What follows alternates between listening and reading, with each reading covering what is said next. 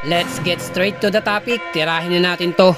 Gilas Pilipinas hindi papayag madalawahan ng Chinese Taipei. 4 na players markado na.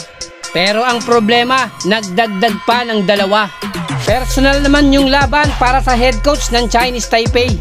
Mistulang magiging personal yung magiging unang laban ng Gilas Pilipinas kontra po sa Chinese Taipei. At tila patutunayan ni head coach Gianluca Tucci at ng mga Taiwanese na hindi po tsamba yung naging panalo nila sa huling laban nila kontra Gilas Pilipinas. At yung magpapainit pa ng laban ay baon ng kanilang head coach, yung ngit-ngit, na ang pakiramdam nito na disrespect siya ng ating Filipino representative na strong group athletics sa nakaraang Jones Cup. Kaya mas matinding game plan ang gagawin ng mga Taiwanese at ng kanilang head coach.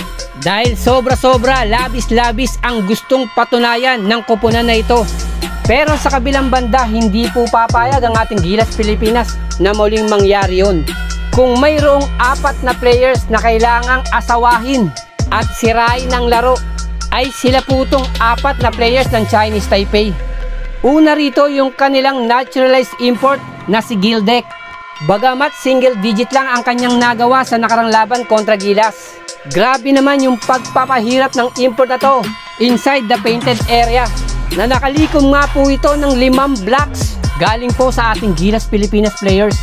At ito pang 3 players na si Gadiaga, Ting Yan at Lu Chungxiang, na mayroon nga po silang total 60 combined points, at yung ilan po doon galing po sa 3 points area.